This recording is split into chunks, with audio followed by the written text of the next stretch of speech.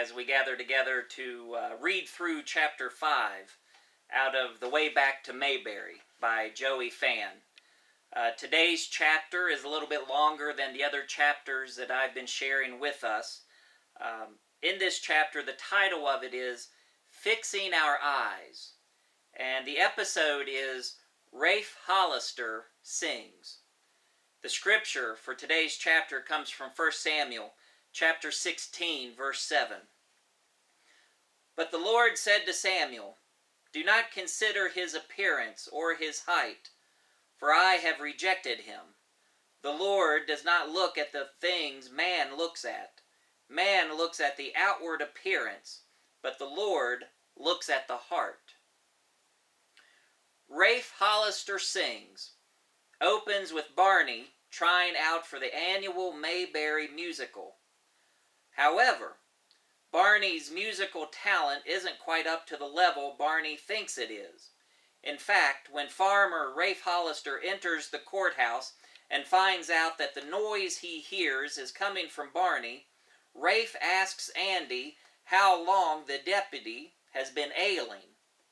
Rafe is a country fella who has been busted for moonshining a time or two in Mayberry. But even with his checkered past, Rafe's heart is as good as gold. Rafe takes an interest in Barney's upcoming tryout and agrees to sing along with Barney as Andy accompanies on the guitar. It soon becomes obvious that Rafe has a beautiful voice. Andy encourages Rafe to try out for the musical, but Rafe is hesitant. Barney thinks that Rafe shouldn't try out because only people with proper training should take part in such events. Barney tells Rafe to keep singing in the bathtub, but not to try out because Rafe might embarrass himself. In a hilarious scene, Barney asks Rafe what he would do if he were asked to sing a cappella at the tryouts.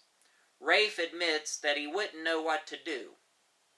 When Andy asks Barney what he would do if he were asked to sing a cappella, Barney unknowingly shows his ignorance by singing the words a cappella to the tune of La Cucaracha.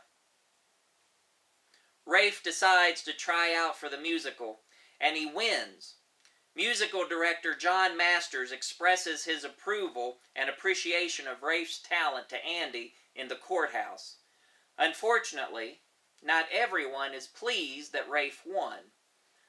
The head of the Mayberry chapter of the Ladies' League, Mrs. Jeffries, and Mayor Stoner do not think that Rafe Hollister is an appropriate choice for a high-class event such as the musical. They inform Andy that Rafe must not be the representative for Mayberry. Andy disagrees with the mayor and Mrs. Jeffries, but does agree to go see Rafe.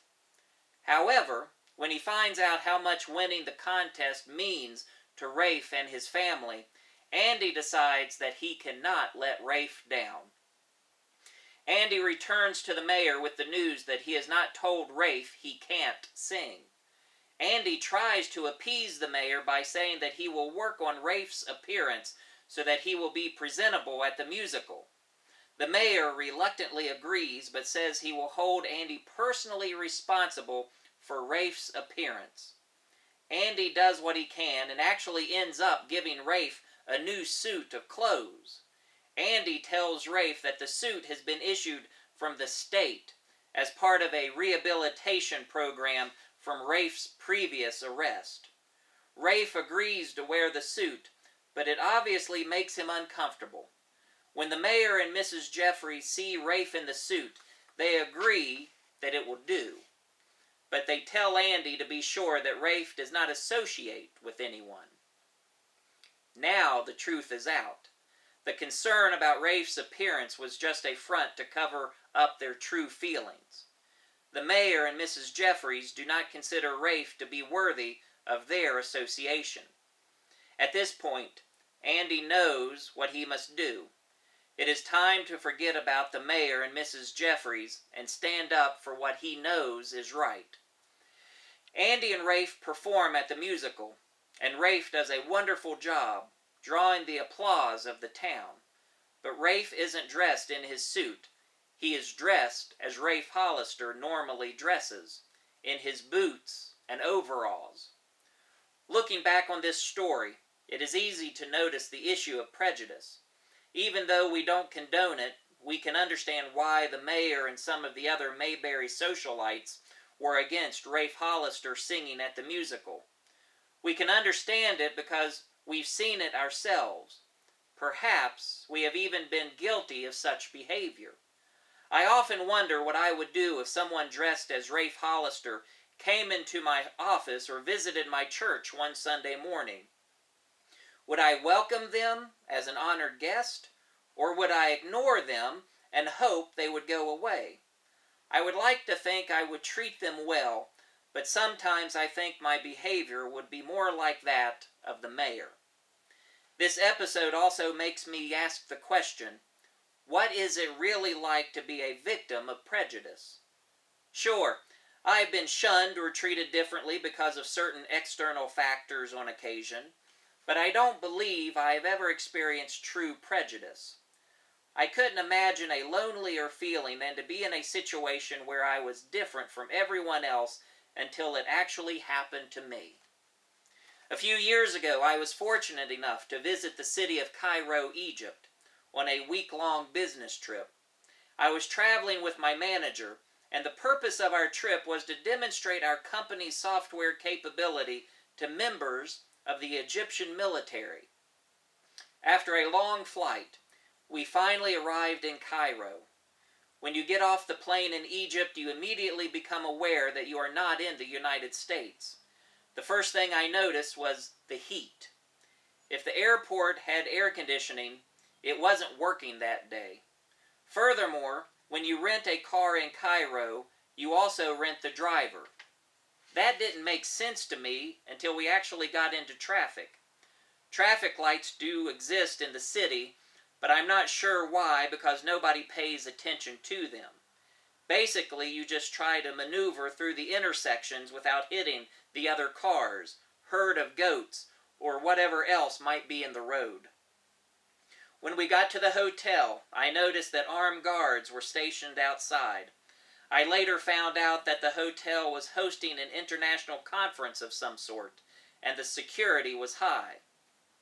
These weren't security guards, but actual Egyptian soldiers with actual Egyptian machine guns.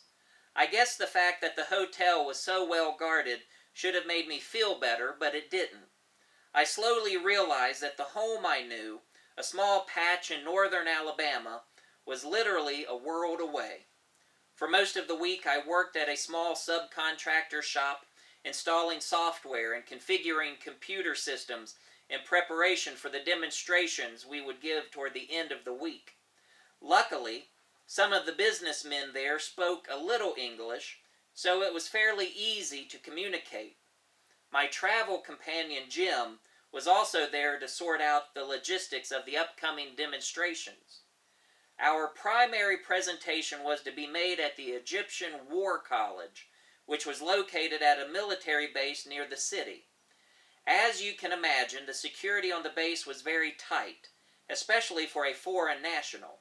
The first day we arrived at the facility, I was forced to wait at a guard shack outside the main gate for about an hour while they processed the paperwork. Needless to say, the guard shack was not air-conditioned, and the facilities were pretty sparse. However, after we finally got into the complex, the surroundings improved drastically. The building to which we were assigned was very plush, with a hint of royalty. The hallways were very formal and decorated with a variety of flags, plaques, and other displays of military power. We were taken to a fairly large auditorium to set up our computer equipment. The demonstration was to be held the next day, so I immediately got to work. I quickly became immersed in setting up the computers and lost all track of time. At one point, Jim told me he would have to return to the hotel to meet with another representative. I acknowledged his comment, but I didn't stop what I was doing. I vaguely remember assuming that I would ride back with one of the Egyptian subcontractors who had originally brought us to the base. About an hour later, I began to finish up what I was doing and slowly realized that I was alone and had been for some time. For the first time, I realized that when Jim said he was going back to the hotel, that meant everyone in our party was going back to the hotel except me. It was at that point that I felt totally alone. I was in the middle of the Egyptian War College by myself, one English-speaking white American in the middle of several hundred soldiers, colonels, and generals of a foreign army. The guards at the door didn't give me the time of day. No one coming in or going out would even acknowledge me. I remember thinking that I might never get out of this place. What if they think I'm a spy and throw me in some Egyptian prison for the rest of my life? Although we share the same first name, I really didn't want to end up like the Old Testament Joseph, who was thrown into an Egyptian prison even though he was innocent. It is hard to describe that feeling of loneliness until you experience it yourself. You're around a lot of people, but no one knows you. You need their help, but they aren't interested in helping. You search the crowd for a friendly face, but there is none to be found. I felt totally alone. I quietly finished what I was doing, then sat down to wait. What was I going to do?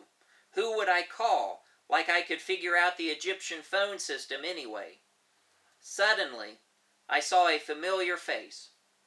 Yes, it was one of the guys from the office, one of the subcontractors. He came up to me with a big smile and said, "Joe?" That was the only English he spoke. But I didn't care. He knew me. He was there to help me. I honestly don't believe I have ever been happier to see someone than I was at that moment. I was quite relieved that I hadn't been forgotten and I was not going to spend the night in the stockade. We left the complex and I rode back to the hotel in the banged-up car of my new best friend, Ahmed Salah. All the way back to the hotel, he described the sights and scenery of his city in great detail. Of course, I couldn't understand a word he said, but I didn't care. I was with a friend, and he was taking me back home, even if it was just to the hotel. A victim of prejudice? Hardly. But I could feel the loneliness of being in a crowd without a friend and having no one to turn to. I felt completely helpless. But out of the crowd came a familiar face, someone who cared about me, and what a difference that made. Back to the episode. It is easy to see the meanness of the mayor and Mrs. Jeffries, but I would suggest that in real life, it's harder to see our own insensitivity. It's very easy to make quick decisions based on external factors.